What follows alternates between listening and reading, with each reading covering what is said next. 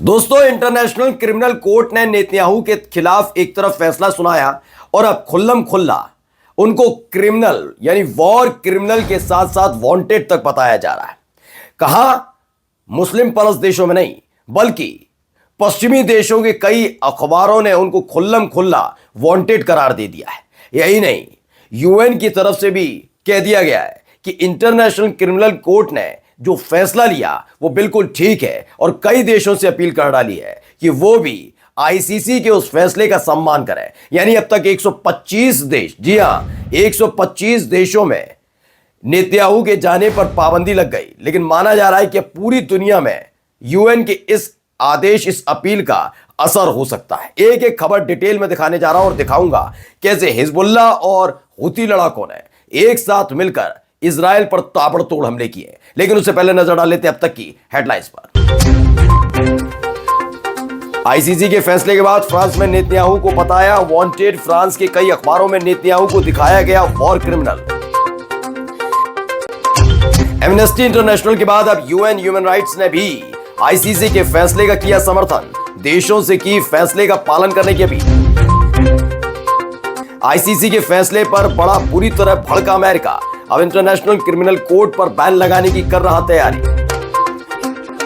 Israeli media का बड़ा दावा, लेबनान और गजा में युद्ध लड़ रहे इजरायली सैनिक परेशान, 6 सैनिकों ने किया सुसाइड। हिजबुल्लाह और हुती लड़ाकों ने इजराइल पर बोला हमला। हिजबुल्लाह ने हाइफा और किरियत पर दागे रॉकेट, तो वहीं हुती लड़ाकों ने नेवातिम एयरबेस पर दागे की मिसाइल। द लाइव टीवी, सच सबसे आगे। नमस्कार, मैं हूं प्रज्वल गौतम और आप देख रहे हैं द लाइव टीवी। मैं वीडियो की शुरुआत करूंगा, लेकिन उससे पहले एक छोटी सी अपील करना चाहूंगा।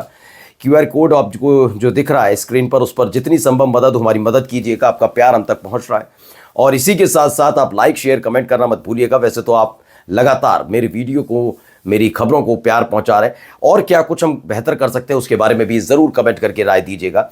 चलिए अब खबर की शुरुआत करते हैं। खबर यह है कि आईसीसी इंटरनेशनल क्रिमिनल कोर्ट ने जो आदेश सुनाया उसके बाद अब बहुत बुरी हालात में आ गए नेतन्याहू। मैं ये बात इसलिए पूरी जिम्मेदारी के साथ कह रहा हूं दोस्तों, क्योंकि जब किसी देश के प्रधानमंत्री को खुल्लम खुल्ला उसके ही सहयोगी देशों की तरफ से, कि उनकी जनता की तरफ से, उनके अखबारों की तरफ से, उनके मीडिया की तरफ से अपराधी कहा जाए, वांटेड कहा जाए, तो उससे बुरे दिन नहीं हो सकते। और यही हो रहा है। क्या हो रहा है पढ़िए।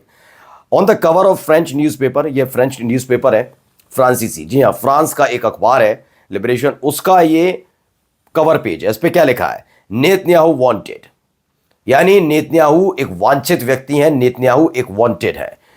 यह अपने आप में एक बहुत गंभीर सवाल खड़ा हो जाता है जब एक तरफ आईसीसी के फैसले को लेकर कई सारी बातें कही जा रही, तो फ्रांस के अखबार अब खुल्लम खुल्ला क्रिमिनल बताने पर उतर आए।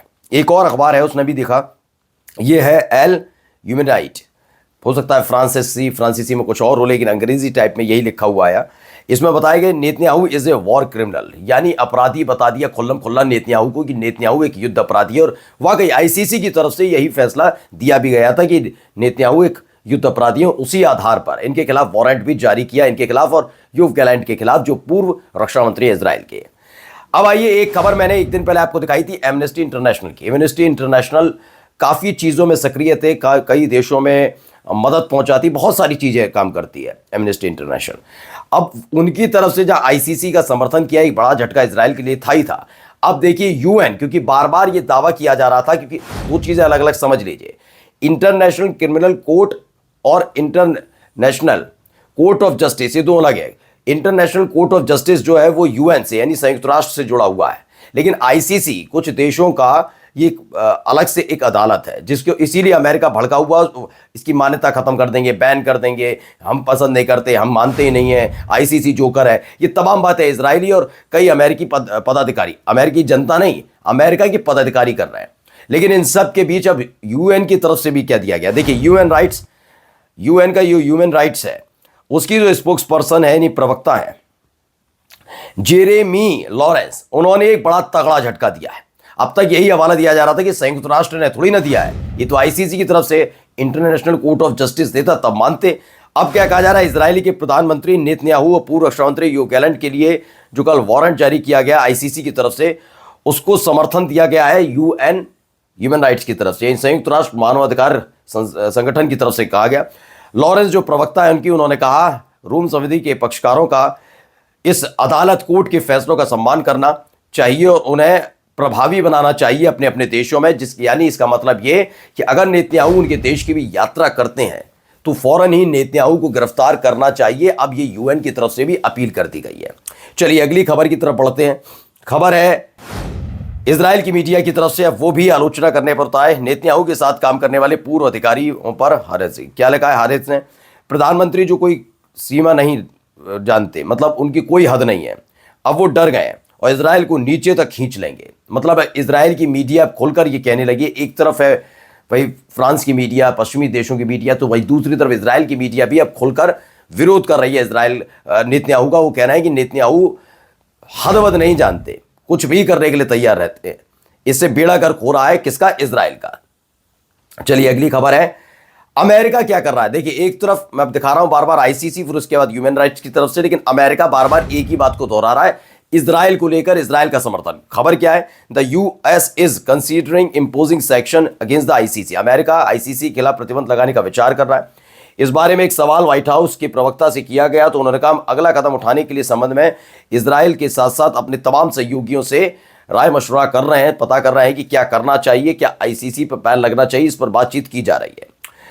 वहीं एक ट्वीट भी, दिलचस्प ट्वीट दिखाने जा रहा हूं। देखिए बेंजामिन नेतन्याहू ने एक ट्वीट किया था, द एंटीसेमिटिक डिसीजन, यानी कि यहूदी विरोधी जो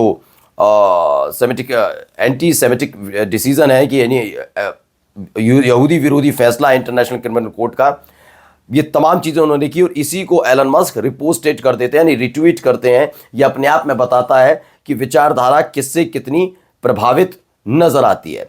चलिए अब आपको दिखाने जा रहा हूं दूसरी खबर, जो महत्वपूर्ण खबर है। खबर यह है कि जो यदियोथ अहनरोथ है, पत्रकार हैं, अखबार है, उन्होंने एक खबर छापी है। क्या दावा किया है, हाल के महीनों में गजा और लेबनान में लड़ने वाले 6 से ज्यादा ऐसे इजरायली सैनिक हैं जिन्होंने सुसाइड कर लिया, मारे नहीं गए, आत्महत्या कर ली।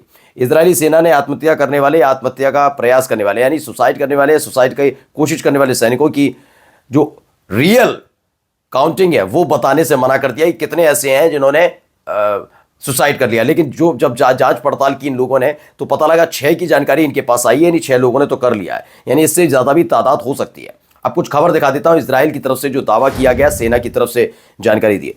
पहले हिजबुल्लाह को लेकर दावा किया गया, हिजबुल्लाह ने 20 मिनट के भीतर गैलील और हाइफा खाड़ी की तरफ 3 और रॉकेट दागे और 3 लहरों में 30 रॉकेट दागे, यानी 10-10 करके। वहीं यमन ने भी एक बड़ा हमला फिलिस्तीनी 2 मिसाइल से किया, तस्वीरें भी दिखाऊंगा, पहले ये दिखा देता हूं। और कह दिया कि जब तक लेबनान और गजा के अंदर ये हमले नहीं रुकते, ये हमले होते रहेंगे, ये दावा किया गया है। अब चलिए वो तस्वीरें भी दिखा देता हूं, वीडियो भी दिखा देता हूं जिनको लेकर दावा किया है। पहले ये देखिए, तो ये एक वीडियो निकलकर सामने आई, इसमें आसमान में उड़ता हुआ आप देख सकते हो, और देखिए पूरा उड़ता हुआ दूसरी साइड जाकर गिरता और एक जोरदार धमाका होता है। पहले ये वीडियो तो बड़ा तसल्ली बख्श देखिएगा क्या क्या हो रहा है वहां पर। एक और वीडियो इससे जुड़ी हुई, ये एक हमले नहीं है, आप यकीन रखिएगा, अलग अलग रॉकेट्स दागे गए हैं, इसको लेकर दावा किया गया। बड़ी तेज रफ्तार के साथ इजराइल के आसमान में उड़ता हुआ और अचानक से ब्लास्ट होता है, एक धमाका होता है। ठीक है, एक और वीडियो मैं आपको दिखाने जा रहा हूं, देखिए जो जहां पर है बैक टू बैक इसी वीडियो में दूसरा एक और रॉकेट दागा जाता है। जो वीडियो बना रहा है वो बता भी रहा है कि देखिए पहला एक गया रॉकेट और एक दूसरा रॉकेट ने भी हमला किया है, ये इस वीडियो के जरिए बताया गया है। अब ये कहां का क्या है, कहां क्या हो रहा है, वो जरा मैं आपको बता देता हूं। देखिए एक और बहुत करीब से एक और रॉकेट का लिया गया, पॉज करके रोका भी गया कि बताया गया कि भैया ये है हमले इस तरीके से हो रहे हैं। तो एक के बाद एक ये हमले हुए हैं और अब इसमें भी देखिएगा, ऐसा नहीं है सिर्फ हमले हो रहा है बल्कि सायरन भी काम कर रहा है, यानी हमले को भांप तो लिया है लेकिन इन रॉकेट्स को, इन हमलों को रोक नहीं पा रहा है। ये बात भी सच होती हुई सामने आ रही है। चलिए अब इससे जुड़ी खबरें बता देते हैं। इसमें दावा किया गया है कि इजराइल की मीडिया ने उत्तर पश्चिमी कब्जे वाले फिलिस्तीन, यानी मतलब इजराइल के उत्तरी इलाके में कम से कम 5 ड्रोन हमलों का दावा किया। उन्होंने कहा सिर्फ एक ड्रोन, उन्होंने दावा कर दिया सिर्फ एक ड्रोन ही कामयाब हुआ, जबकि आप वीडियो में देख सकते हैं कितने ड्रोन थे, वो लगातार गिर रहे थे और हमले हो रहे थे। उन्होंने दावा किया है कि जो कई प्रयास किए गए, इन्होंने दावा नहीं किया, बताया गया कि पिछले 30 मिनट में जो इजरायली हवाई सुरक्षा एयर डिफेंस है उसकी तरफ से कोई भी सफल तरीके से यानी नाकाम रहा, पूरी तरह से एयर डिफेंस सिस्टम सफल नहीं हो पाया एक भी ड्रोन को रोकने के लिए, जो वीडियो से सामने भी आता है। एक और वीडियो आपको दिखाने जा रहा हूं, जो मैंने वीडियो दिखाया था आपको उसी से रिलेटेड है। इजरायली सेना के मुताबिक हाइफा और किरियत में लगभग 5 रॉकेट दागे गए, किरियत में कम से कम 1 का प्रभाव रहा, ये दावा किया गया था इस वीडियो में। अब यमन का दिखा देता हूं। दरअसल यमन का हमला का नहीं आया, बल्कि द क्रेडल है, उसने इसे खबर को छापा और लिखा कि यमन ने इजराइल के नेवतिम एयरबेस पर फिलिस्तीन 2 मिसाइल लॉन्च की। अमेरिका और ब्रिटिश नौसेनाओं द्वारा देश पर छेड़े गए इस जंग यानी जो हमले लगातार सना पर और लगातार मतलब सना तो उनकी राजधानी है ही है, यमन के अलग अलग हिस्सों में जो हमले किए जा रहे हैं अमेरिका और ब्रिटेन की तरफ से, उसके बावजूद फिलिस्तीन और लेबनान के समर्थन में अपने अभियान को, अपने ऑपरेशन को यमन ने और तेज कर दिया और इसी के चलते उसने फिलिस्तीन 2 मिसाइल इजराइल के एक एयरबेस पर दाग दी। अब आते हैं खबर नॉर्वे की। नॉर्वे से एक खबर निकल कर आई है, पहले दिखा देता हूं कि इसमें बताया गया ईरान के लिए जासूसी करने के आरोप में ओस्लो में अमेरिकी दूतावास के एक एजेंट को गिरफ्तार किया गया। ईरान का के लिए कर रहा था लगातार जासूसी, इस तरह का दावा इस पूरी खबर में किया गया है। लेकिन सबसे महत्वपूर्ण तस्वीर पहले ये देखिए, कितनी बेतहाशा भीड़। इस भीड़ के साथ साथ एक वीडियो भी आपको दिखा देता हूं, इस वीडियो को जरा देखिए, कितने लोग सड़क पर उतरे हुए हैं।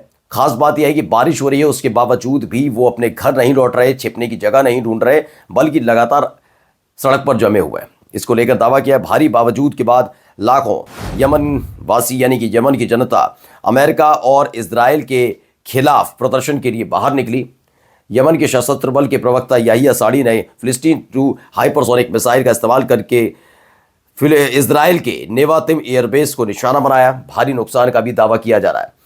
बहुत सारी चीज़ें इसमें बताया गया कि गजा और लेबनान के साथ खड़े हुए हैं, ये मार्च इसीलिए किया गया, शहीदों का खून जीत की नींव रखता है, ये तमाम वहाँ पे बातें कही गई। उन्होंने कहा हम हमेशा आपके साथ हैं, हिजबुल्ला हम आपके साथ हैं, हमास, इस तरह के नारे भी लगे। उन्होंने कहा कि हमास और हिजबुल्ला का नाम लेकर बताया गया कि हम आपके साथ हैं, और ये पूरा मार्च निकाला गया है। यानी आज की 2 बड़ी खबरें रही हैं। एक तो यूएन ने झटका दे ही दिया आईसीसी के बाद इजराइल को, तो वहीं हिजबुल्ला और हूती लड़ाकों ने एक साथ हमला करके इजराइल को दहला दिया। नमस्कार। द लाइव टीवी, सच सबसे आगे।